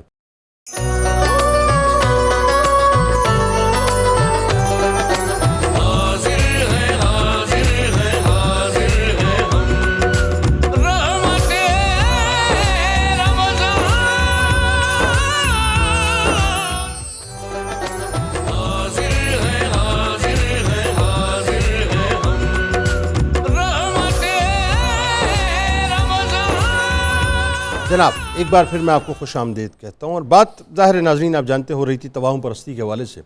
یہ جو ضعیف الاعتقادی ہے صاحب کہ یہ بلی تک جو ہے میرا کچھ بگاڑ دے گی، اور یہ جو ہے میں اگر یہ سٹیپ اس کی میں نے شکل دیکھ لی میری قسمت خراب ہو گئی. مفتی صاحب، یہ جو توہم پرستی ہے عقیدے کی کس جگہ پہ ہم کھڑے ہیں؟ ذرا بتائیے کہ کوئی نقصان پہنچا سکتا ہے؟ کمزوری ایمان ہے، اور اگر یہی حال رہا تو یہ اعتقادی کمزوری بہت بڑے نقصان کا پیش خیمہ ہو سکتا ہے. ٹھیک ہے، کیونکہ یہ پھر آگے مرض بڑھتا ہے. یعنی جس مرض کا علاج نہ کرایا جائے وہ بڑھتا ہے نا، اسی طرح روحانی مرض بھی اگر علاج کرا کر ختم نہ کیا جائے وہ بڑھتا ہے. ٹھیک. یہ کمزوری اعتقادی پھر آگے بد اعتقادی کی طرف چلی جاتی ہے. پھر بندہ اپنے رب سے بدگمان ہونا شروع ہو جاتا ہے، اور یہ جو مرحلہ ہے یہ ایمان کو ختم کر دیتا ہے. کیا کوئی شے اللہ کے اذن کے بغیر نقصان پہنچا نہیں یصیبنا الا ما کتب اللہ لنا. قرآن نے کہا حبیب آپ ان کو بتائیں کہ ہمیں کوئی مصیبت نہیں پہنچ سکتی، وہی پہنچتی ہے جو اللہ ہمارے لیے مقدر کر دیتا ہے. اور کیا کوئی شے اللہ کے حکم کے بغیر فائدہ پہنچا سکتی ہے؟ بالکل نہیں فائدہ پہنچا سکتی. کیٹیگوریکل. بالکل. جو اچھا، اب ذرا آئیے دوسرے موضوع کی طرف جو بڑا امپورٹنٹ ہے، اور یہ اس طرح کی بات ہے کہ کیا کوئی نظر بد دعویٰ کر کے لگا سکتا ہے کسی کو؟ میں یہ بات کرنے سے پہلے وہ پچھلی بات سے ایک بات کرنا چاہتا تھا، رہ گئی. حضور علیہ السلام کی حدیث ہے ابو داؤد میں. آپ نے فرمایا میری امت کے 70,000 افراد بغیر حساب کے جنت میں جائیں گے اور ان کی علامتیں بتائیں گے کون ہوں گے. آپ نے فرمایا وہ شخص جو بدشگونی نہیں لیتا اور غیر شرعی جھاڑ پھونک نہیں کرواتا. Very good. غیر شرعی جو ممنوع جھاڑ پھونک ہے جس میں بتوں وغیرہ کو یاد کر کے پھونکے ماری جائیں وہ نہیں کرتا اور بدشگونی نہیں کرتا. ان 70,000 افراد میں شامل ہو سکتا ہے جو بغیر حساب کے جنت میں چلے جائیں. اسی کی بات کر لیتے ہیں کہ نیک شگونی لی جا سکتی ہے. بالکل لی جا سکتی ہے. اللہ کے حبیب علیہ السلام نے فرمایا اللہم لا طیرا الا طیرک، یا اللہ اچھا شگون تیری طرف سے ہی ہے. واہ واہ واہ. تو سرکار خود اچھا شگون لیا کرتے تھے. ٹھیک ہے. اچھا شگون لینا چاہیے. کسی نام مثلا کسی کا نام ہے محمد صالح، صالح کا معنی نیک، تو اس سے نیک شگون اس سے نیک شگون لیں کہ اللہ صالح آ گیا اب اچھا کام ہوگا. اچھا شگون لیا جا سکتا ہے، برا شگون نہیں لینا چاہیے. اب آپ نظر بد کے حوالے سے کسی پہ نظر بد لگائی جا سکتی ہے. لگائی جا سکتی ہے اور یہ تو باقاعدہ سمجھ لیجیے ایک فن تھا جس کے بارے میں نے ذکر کیا. عرب میں بڑے بڑے ماہرین تھے، آج بھی دنیا میں ہیں، جو نظر بد لگاتے ہیں اور ایسی ایکوریٹ اور خطرناک لگاتے ہیں کہ چند منٹ میں کام تمام کر دیتے. مطلب عربس کا تو باقاعدہ ایک کام تھا کہ وہ اونٹ کو دیکھ کے شرطیہ طور پہ کہتے تھے 1 2 3 ٹھک کر کے جو لگ جاتی ہے. ایسا ہوتا تھا. اب آپ بڑی امپورٹنٹ بات جو میں کرنا چاہ رہا ہوں، کیا والد کی، بھائی کی، یہ اپنے رشتہ داروں کی، دوست کی، کولیگز کی، کسی کی نظر لگ سکتی جو آپ سے پیار کرتے ہیں. پیار کرنے والوں کی نظر. پیار کرنے والوں کو چاہیے کہ جب بھی آپ کی کسی خاص کوالٹی کو، کسی وصف کو دیکھیں نا تو وہ ساتھ ایک لفظ کا اضافہ کیا کریں، وہ یہ ہے ماشاءاللہ، بارک اللہ. حضرت سہل بن حنیف کو جب نظر لگی تو سرکار علیہ السلام نے فرمایا عامر بن ربیعہ کو کہ بندہ خدا تم نے یہ کیوں نہیں کہا بارک اللہ علیک، اللہ آپ کو برکت دے. تو یہ ہے اپنوں کی نظر بھی لگتی ہے، جیسے یوسف علیہ السلام کے بھائیوں کی نظر لگی تھی، ماں باپ کی بھی لگ سکتی ہے، عزیزوں کی، پیاروں کی لگ سکتی ہے. ان سب سے گزارش یہ ہے کہ جب اپنے بچے کی یا کسی دوسرے بچے کی کوئی تعریف کرنے لگیں تو اس سے پہلے ماشاءاللہ، بارک اللہ، اللہ آپ کو نظر سے بچائے، یہ الفاظ کہا کریں. نظامی صاحب کیا عقیدے کی، اچھا یہ تو بالکل بہت ہی سمجھ لیجیے کہ طریقے سے پورا فریم ورک سمجھا دیا مفتی صاحب نے، لیکن پارٹ آف دیٹ ہمارے یہاں جو عقیدے کی کمی ہے، عقیدے کا ضعف ہے، کیا ہے کہ ہم اللہ پر ایمان یا توکل اس طرح سے کرنے کی بجائے ہم چیزوں پر ایمان اور توکل زیادہ رکھتے ہیں. جی ہمارا دین اس وقت جو ہمیں نظر آ رہا ہے خصوصاً جنوبی ایشیا میں، وہ ملغوبہ ہے بہت سارے ادیان کا، جو ہم بات کر رہے تھے پچھلے، بہت ساری رسوم کا اور رواج کا، اور بہت ساری رسوم غالب آ گئیں دین پر. عقیدہ ہمارا کمزور ہو چکا ہوا ہے اور ہم سہارا لیتے ہیں جیسے ڈوبتا شخص تنکے کا سہارا لیتا.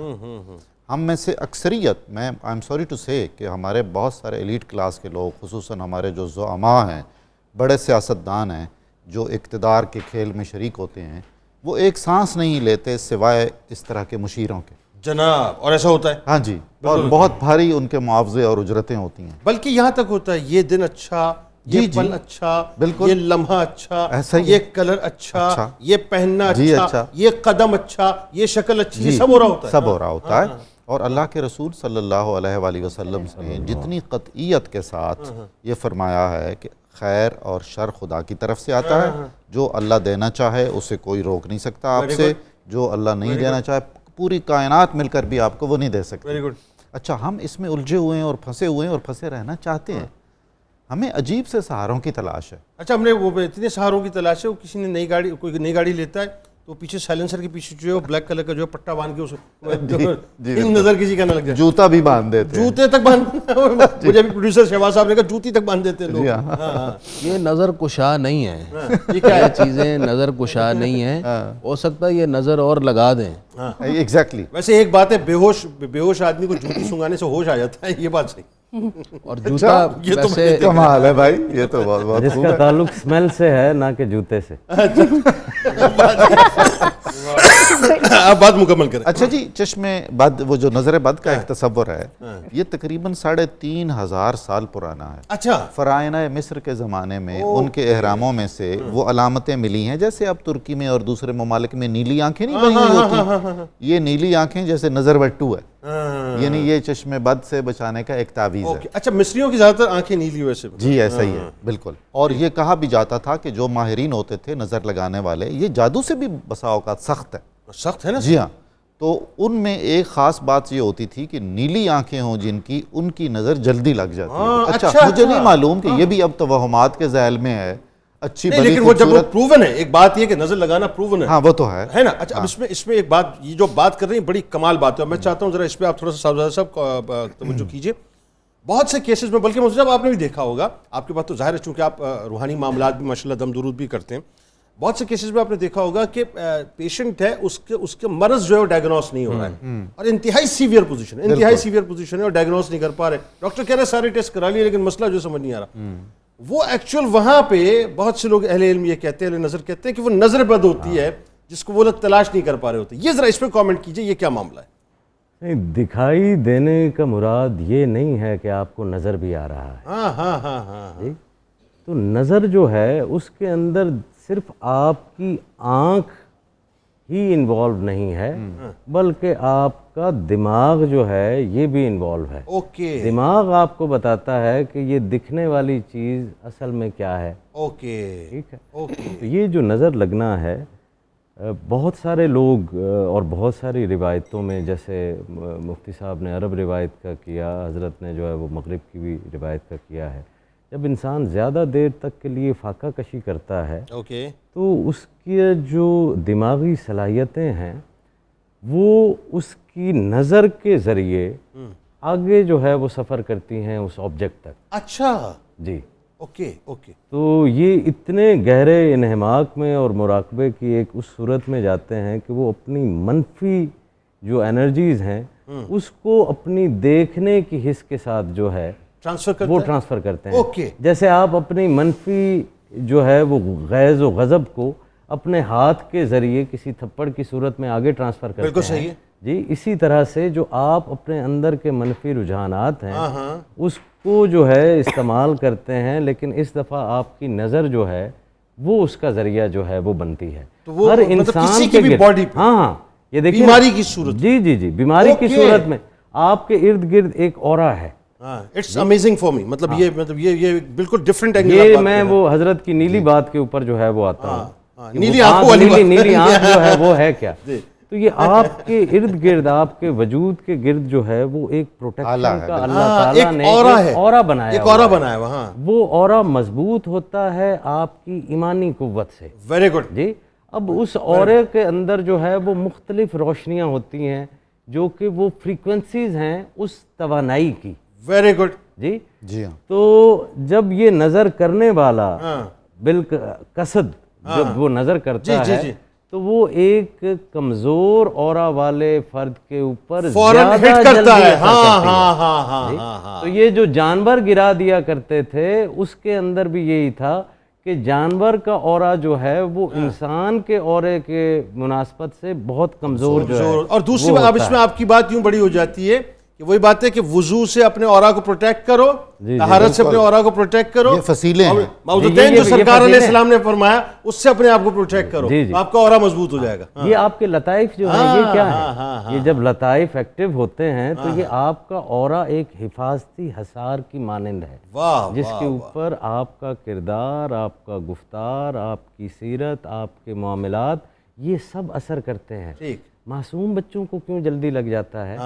وجہ یہ ہے کہ ظاہر ان کا اورا کمزور ہوتا ہے. بالکل ٹھیک ہے. اب یہی صورت آپ مثبت طرف لے آئے کہ ماں باپ بھی جب اس انٹینس محبت کے ساتھ اپنے ہی بچے کو دیکھتا ہے جی تو وہی شدت جو ہے وہ بے شک ماں باپ کے ذریعے سے آئے تب بھی بچے کے اوپر اثر. بالکل ٹھیک.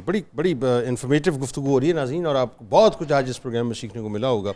لیکن وہی بات ہے کہ ابھی تو آپ سے بھی سیکھنا ضروری ہوتا ہے نا، آپ کے بغیر تو کام ہی نہیں ہے. بتائیے کیا.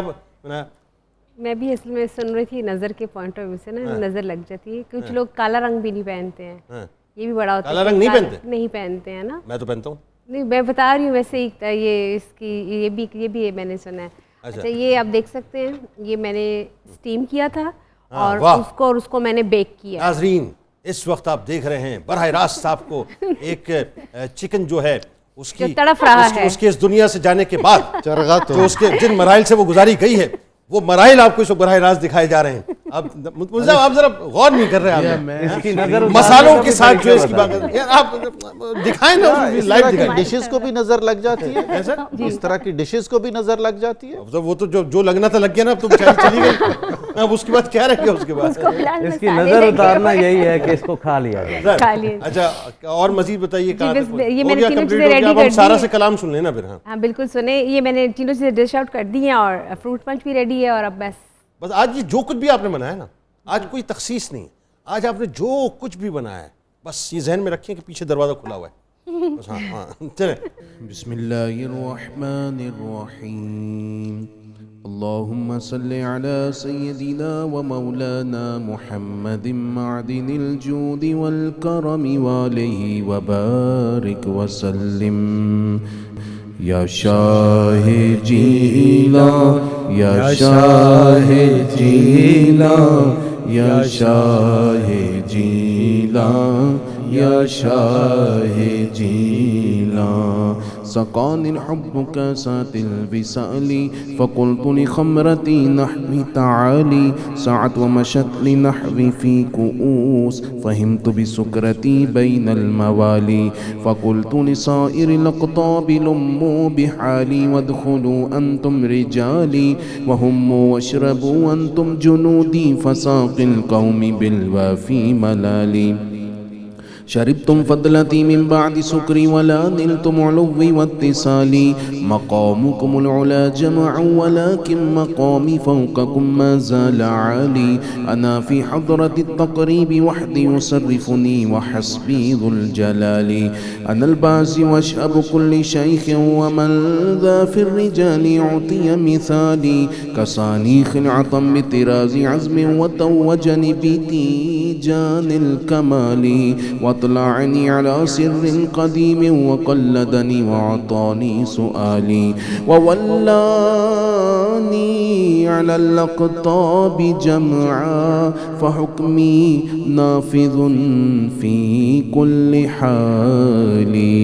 يا شاه جيلا يا شاه جيلا يا شاه جيلا يا شاه جيلا. فلو ألقيت سري في بحار لسار الكل غورا في الزوال. ولو ألقيت سري في جبال لدقت واختفت بين الرمال. ولو ألقيت سري فوق النار لخمدت وانطفت من سر حالي. ولو ألقيت سري فوق ميت لقام بقدرة المولى تعالي. وما منها شهور أو دهور تمر وتلقدي إلا أتالي. وتخبرني بما يأتي ويجري وتعلمني فاقصر عن جدالي. مريدي هموتي واشتح وغني وافعل ما تشاء فالاسم عالي. مريدي لا تخف الله ربي عطاني رفعة نلت المنال. يا شاه جيلا يا شاه جيلا يا شاه جيلا يا شاه جيلا. طبولي في السماء والأرض دقت وشوس السعادة قد بدا لي. بلاد الله ملكي تحت حكمي وقتي قبل قلبي قد سفى لي. نظرت إلى بلاد الله جمعا كخردلة على حكم اتصالي. وكل ولي له قدم وإني على قدم النبي بدر الكمال. مريدي لا تخف واش فإني عزوم قاتل عند القتال. أنا الجيلي محي الدين اسمي وأعلامي على رأس الجبال. أنا الحسني والمخدع مقامي وأقدامي على عنق الرجال. وعبد القادر المشهور اسمي وجدي صاحب العين الكمال.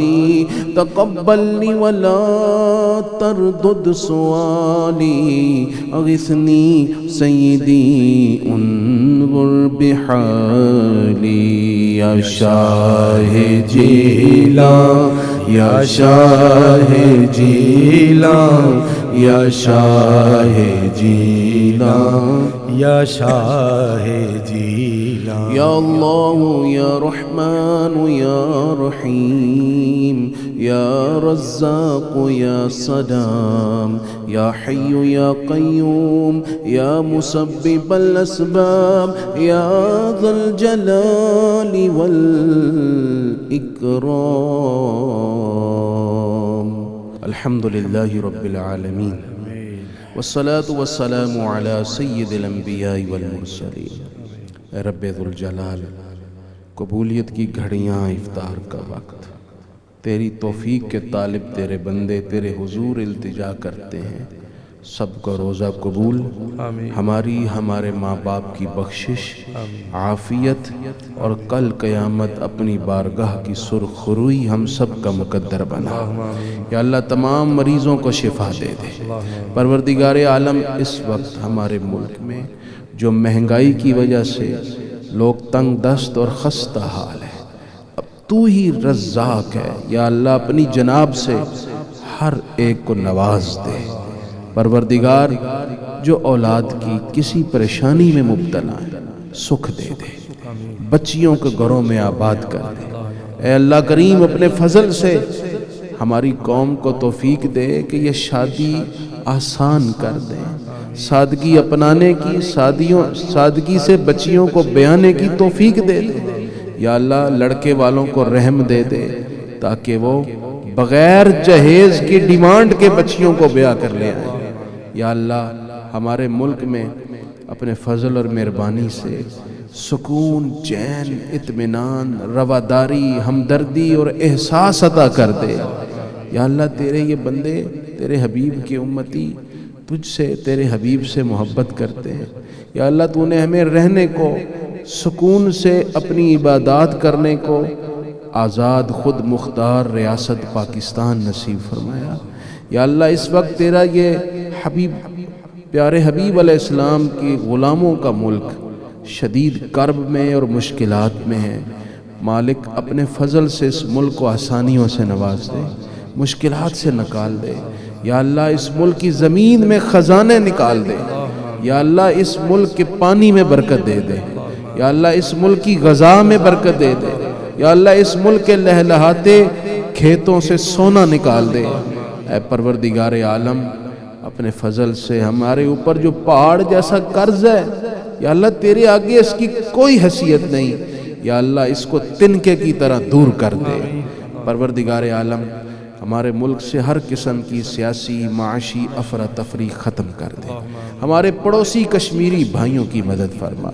یا اللہ مقبوضہ فلسطین پر جو مظالم ڈھائے جا رہے ہیں، یا اللہ ظالموں کو جبر و قہر سے مظلوم فلسطینیوں کو شکار نہ بنانے کے لیے اقدامات کرنے کی مسلم امہ کو توفیق دے دے. یا اللہ مسلمانوں کو جگا دے. یا اللہ ظالموں کو نیست و نابود کر دے. یا اللہ قبلہ اول کی حفاظت فرما دے. پروردگار عالم جتنے ہمارے ناظرین روزانہ دعا میں شامل ہوتے ہیں، ان کے گھر والوں میں جو آج اس دنیا میں نہیں ہے، ان کی بخشش اور درجات بلند فرما. یا اللہ آنے والے وقت کا ہمیں نہیں پتہ. پروردگار عالم اگر کوئی مصیبت ہمارا انتظار کر رہی ہے تو ہمیں بچا لے. یا اللہ کوئی ناگہانی آفت آنے والی ہے تو ہمیں بچا لے. یا اللہ آنے والی ایسی بیماری سے بچانا جو ہمیں لاچار کر کے بستر سے چپکا دے. یا اللہ ایمان سلامت رکھنا. پروردگار آنے والی ہر گھڑی اس راستے پر چلانا جو تیرے قریب کرے. یا اللہ ذکر کی، تسبیح کی، نماز کی، تہجد کی توفیق ہماری زندگی میں شامل کر دے. یا اللہ پاک ایمان پر خاتمہ، قبر و حشر کی تکالیف سے نجات اور پیارے حبیب صلی اللہ علیہ وسلم کی شفاعت ہم سب کا مقدر بنا کر حساب کتاب کے بغیر جنت الفردوس نصیب فرمانا. اور اے اللہ پاک خصوصاً ہمارے پاکستانی جو کرائے کے گھروں میں رہتے ہیں اس وقت شدید پریشان ہیں، یا اللہ ان کو اپنے گھر دے دے. اے اللہ خصوصاً جو مسافر ہیں ان کو خیر سے اپنے گھروں تک پہنچانا. بے گناہ قیدیوں کو رہائی دے دے. ناجائز مقدمات میں پھنسے ہوئوں کو خلاصی عطا فرما دے. اے اللہ پاک جو دعائیں ہم نے کی ہیں یہ ساری امت مسلمہ کے حق میں قبول فرما. وصلی اللہ تعالی علی حبیبہ سیدنا و مولانا محمد وعلى آلہ واصحابہ اجمعین برحمتک یا ارحم الراحمین۔ آمین، جزاک اللہ جی، جزاک اللہ۔ بہت خوبصورت، بہت حسین دعا مفتی فاروق القادری صاحب اس وقت کروا رہے تھے، اور میں آپ کو لٹرلی ناظرین یہ بات عرض کروں، اگر مجھ سے اگر آپ پوچھیں پرسنلی، تو اس وقت اس قوم کو دعاؤں ہی کی ضرورت ہے، اس قوم کو بے تحاشا استغفار کی ضرورت ہے، ہمیں توبہ کرنے کی ضرورت ہے، ہمیں رب کو راضی کرنے کی ضرورت ہے۔ لوگ غلط بیانی سے کام لیتے ہیں صاحب، لوگ جو ہیں وہ اپنا مکر کرتے ہیں کہ نہیں ایسا نہیں ہے، ایسا ہی ہے صاحب، ہمارا رب ہم سے ناراض ہے، ہم نے اپنے رب کو ناراض کیا ہوا ہے، ہم نے اپنے رب کو منانے کی وہ کوشش کی نہیں جو ہمیں کرنی چاہیے، انفرادی طور پہ بھی اور اجتماعی طور پہ بھی۔ جس ٹربلنس سے اس وقت ہم گزر رہے ہیں نا صاحب، اور جس فیز سے اس وقت ہم گزر رہے ہیں، ہمیں اس کا ادراک نہیں ہے کہ ہم کتنا بڑا طوفان اس وقت ہمارے سامنے آ چکا ہے، اس کو ہم فیس کرنے کو تیار نہیں، ہم نے تیاری نہیں پکڑی۔ اور یاد رکھیے گا، یہ قوم جب تک سود میں جکڑی رہے گی، مجھے کھل کے کہنے دیجئے، جب تک یہ نیشن سود میں جکڑی رہے گی، کس منہ سے تمہیں منزل مقصود چاہیے، دین کرتے ہو اور سود چاہیے، ایمان تم نے اپنا تماشا بنا لیا، مطلب کا دین اور مرضی کا معبود چاہیے۔ یہ قوم جب تک سود میں جکڑی رہے گی صاحب، یہ قوم کبھی نہیں نکل پائے گی۔ خدا را اس بات کو سمجھے، یہ سرکار مدینہ صلی اللہ علیہ وآلہ وسلم کی بشارت ہے، یہ پاکستان، یہ ان کی عطا ہے، ان کا کرم ہے۔ پاکستان کو پاک استان بنائیے، پاک استان، یہ اسلامی جمہوریہ پاکستان ہے، یہاں پر اللہ اور اس کے رسول کے قانون کو نافذ کیجیے۔ بہت ہم نے اللہ تبارک و تعالیٰ کو ناراض کر دیا ہے، اللہ کو راضی کیجیے صاحب۔ اس وقت دسترخوانوں پہ بیٹھیں، کرسی سے، طاقت سے، قوت سے، حکومت سے پیار کرنے والے ان محبتوں سے نکلیں اور اللہ اور اس کے رسول کی محبت کو دل میں بسائیں۔ یاد رکھیے گا، اللہ تبارک و تعالیٰ کی رحمت کا سایہ ہے اس پاکستان پہ، اور اس کے بعد اگر کسی شے کا سایہ ہونا چاہیے تو وہ قرآن پاک کا ہونا چاہیے، اس کے بعد آتا ہے آئین، اس کے بعد آتی ہیں ساری باتیں۔ دعا کی سحری میں انشاءاللہ رات 2 بجے زندگی رہی تو پھر ملاقات ہوگی، اس دعا، اس امید، اس یقین کے ساتھ اللہ تعالیٰ آپ کا، ہمارا، ہم سب کا حامی و ناصر۔ اللہ حافظ۔